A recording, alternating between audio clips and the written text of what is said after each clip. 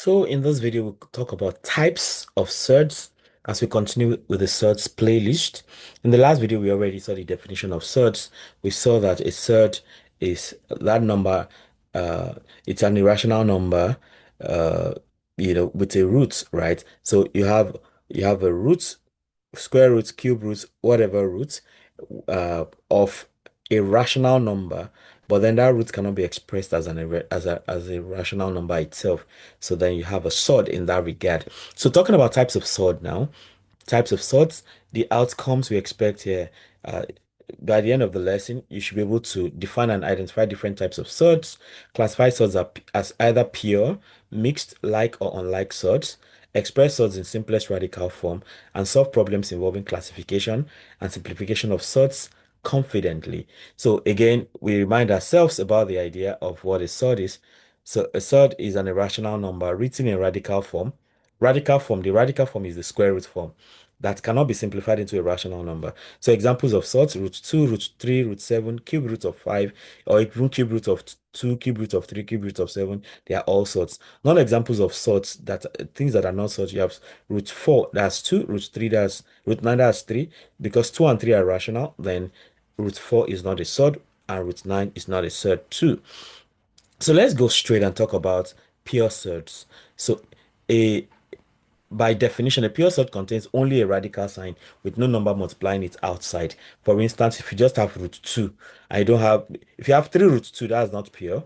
So root 2 is pure surd, root 7 pure surd, root 11 pure surd, cube root of 5 is pure surd. But if you have a number multiplying a surd, then it's not a pure surd anymore. So you have examples like this. Root 13 a pure surd? Of course, because it has no number outside the radical and cannot be simplified. So if you can simplify a number, all right, if you can simplify a number such that you have a number coming outside of the root, so that is no longer a pure surd. Is root 16 a pure surd? No, because root 16 is equal to 4, which is a rational number. So root 16 is not even a surd in the first place. So it's not even a surd, not to talk of it being a pure surd. Then after pure surds, we talk about mixed surds. A mixed surd has a number multiplying a radical. So the given form is a root b. So if you can express a number as a root b, then that is a mixed surd, like 3 root 2, 5 root 7, 2 root 3, or even maybe 7 third root of 11, 7, something like this. Now maybe you have 7, then third root of 11. This is a mixed sort too. Or you have 2 fifth roots of of 3. These are mixed surds. So you have the roots part, the radical multiplied by a rational number, or you have a number outside, in short. So these are mixed surds. So talking about examples now, is 4 root 5 a mixed surd? Of course, because you have 4 multiplying the radical root 5. Is 6 a mixed surd? No, it's a pure surd because you cannot simplify further. It's just the root 6 you have like that. Then we then talk about like surds. So when do we say that surds are alike? All right. Because that's going to be very useful for us when we begin to talk about sort operations. So, like sorts have the same radical part, same number inside the roots, and same index. So, all these sorts there are they are same like sorts now. 2 root 3, 5 root 3 minus root 3 are all like surds because the radical part is root 3. So if you have any surd, any set of surds that have the same radical part, then you say they are like surds. And when you come to addition and subtraction, as we are going to see later, only like surds can be added and subtracted like that. Okay. So you have some examples. Are 3 root 5 and 7 root 5 like surds? Of course, because they contain the same radical part. They both contain root 5. Then 2 root 3 and 2 root 5, are they like surds? No, because the numbers inside the radicals are different. So root 3 is different from root 5. So because of that, 2 root 3 and 2 root 5 are not like surds. Okay, and then we talk about unlike sorts. Of course, it goes without saying, based on what we've talked about already, coming from before we got here. So, unlike sorts have different radical parts. So, root 2 and root 3, 4 root 5 and 2 root 7, they are all unlike sorts because their radical parts are not the same. Then, an important thing to take note of here is that you need to always simplify first before deciding. So for you to decide if two sorts are like or unlike, you want to simplify to the smallest form, to the simplest form. Always simplify first before deciding. Root 8 and root 2, for instance, for you to determine if they are like surds or not. So you want to make sure, of course, root 2 is already in the basic form, but root 8 is root 4 times 2. Square root of 4 is, so root 4 times 2 can then be broken down into root 4 times root 2. Root 4 is 2, and then you have this root 2. So now you can compare 2 root 2 and root 2. These are like surds because the radical parts are exactly the same.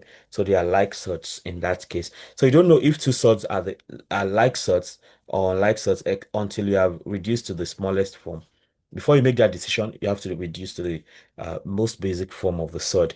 That's the simplest radical form. So a surd is in the simplest radical form when the number inside the radical has no perfect square factor except one, then there's no radical in the denominator, and then there's no fraction inside the radical. So in that case, I mean, as we move on, you're going to talk about how to rationalize, how to remove radicals from denominator and things like that. So, and once that is settled, then you can say that a surd is in the simplest radical form.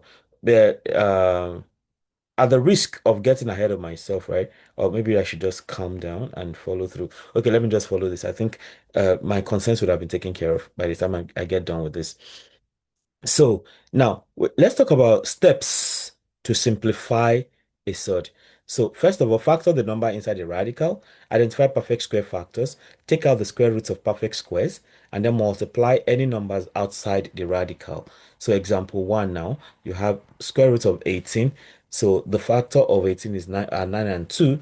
So you can then separate as root 18 can have a root 9 times root 2. Square root of 9 is 3. So root 18 is 3 root 2. So in this case, now this is the simplest radical form now. The simplest radical form. So now there's nothing you can do with root 2 again. You can't break it down for more than this. So you have the simplest radical form. Then we can do the same for root 50. So the factors of 50 are 25 and 2. Perfect square multiplied by 2. So square root of 25 is 5, then root 2. So this is also the simplest radical form. Then we have for 6 root 12. Now 6 root 12, uh, we have 6 outside already. So this 12 is not in the basic form because we still have a perfect square. You can factor out 4, which is the perfect square from 12. So you then have 6 root 4 root 3. Square root of 4 is 2. So you have 6 times 2, 12. 12 root 3 now. So now with this, 6 root 12 is the same thing as 12 root 3. So this, although this is a surd, but in the most basic form now, you have 12 root 3 in the simplest radical form. So in summary, we are saying that you can group surds like this. You can have pure surds which has only radicals like root 7. Mixed surd, you have a number multiplied by a radical like 3 root 5. You can have like surds, same radical part like 2 root 3 and 7 root 3. They have the same radical parts root 3 and root 3. Unlike surds, we have different radicals like root 2 and root 5. And then the simplest form, no perfect square factors inside. So as far as you still have a perfect square factor inside the radical, then it is not yet in simplest form. Okay. Then we have some problems to work to try out. Classify each surd as pure surd, mixed surd, like surd, state the matching pair, and unlike surd. Simplify to simplest radical form where necessary. Okay, from question 1 to 10. Okay, root 15. Root 15, we cannot simplify root 15 further, so it is a pure surd. 4 root 3, mixed surd. Root 49 is 7, so it's not even a surd, it's a rational number. 7 root 2 is a mixed surd. Root 18 can be simplified further because that's root 9 times 2. That's 3 root 2. So that's mixed.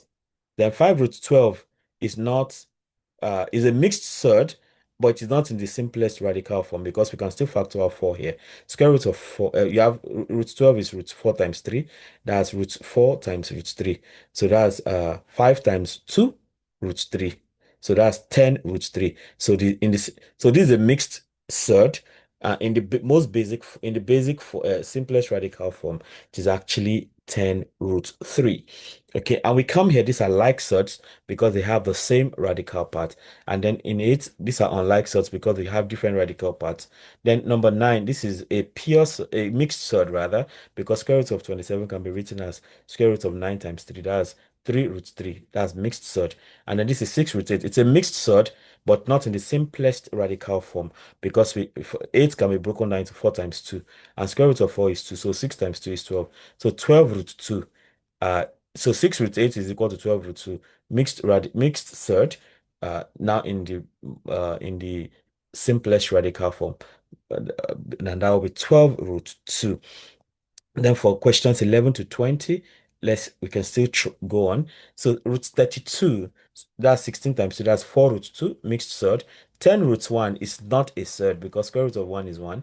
So 10 times 1 is 10. So, and 10 is rational. So this is not a surd at all. So it's a rational number.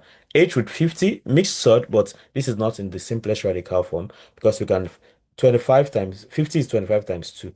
So square root of 25 is 5. So 8 times 5 is 40. So 40 root 2 is the simplest radical form of this mixed surd. Then root 45 is not in the simplest radical form because we can wait, this is 9 times 5. That's 3 root 5 mixed surd. In the simplest radical form, that's 3 root 5. Then 2 root 3 and root 12. Now for root 12, that's 4 times 3. So root 4 times 3, that's 2 root 3. So 2 root 3 and 2 root 3 are like surds, right? In fact, they're exactly the same. So 2 root 3 and root 12 are exactly the same. If you take 12 to the simplest radical form, you find that they are exactly the same. Then 5 root 6 and 3 root 6 are like sorts because they have the same radical parts. Then root 20 is a surd, but it's not in the simplest radical form. So to do that, we have 4 times 5, which is 20. So root 4 times 4, that's root 4 times root 5, that's 2 root 5. So root 20 is equal to 2 root 5, and it is a mixed surd. Okay. 9 root 18. 18 is 9 times 2, right? So from that we have 9 times 3 root 2. That's 27 root 2. So it's mixed surd in the simplest radical form. That's 18. I mean that's yeah, that's 9. That's 27 root 2, right? Because 18 is 9 times 2, yes. Square root of 9 is 3. That 9 times 3 is 27. So 27 root 2 is the surd in the mixed surd in its simplest radical form. Then root 72, that's 36 times 2, that's 6 root 2. Mixed surd like that. Then 4 root 27, of course, that's 9 times 3. Square root of 9 is 3. 4 times 3, 12. That's 12 root 3 like that. So with this, I come to the end of this interesting video about types of surds, where we see that we can have like surds if they have the same radicals, unlike surds if the radicals are different. Of course, that's after you have simplified to this, you have taken it to the simplest radical form, and then um you can have pure surds which contain only radicals, and you have mixed surds which contain numbers multiplied by radicals. Okay, so yeah, with this we come to the end of this interesting video. Let me know how helpful this is for you, and if there's something else you'd like me to try out, feel very free to let me know. If you have subscribed already, I must thank you very much for doing that. If you have not, why not go ahead and subscribe right now, hit the notification bell so you can always get alerted each time a new video is released. Having done that, you can also become a member of the channel by clicking on join, and that gives you some special privileges like getting to see some videos first, or being the only one to see some videos because you're a member, or you can request for PDF copies of some of my notes. We can hang out also together to talk about whatever interests you on my channel, whatever interests you at all. Ultimately, don't forget to comment, like, and share so that more people can have access to the great content I have going on here. Till I come your way again, keep doing maths right. Bye.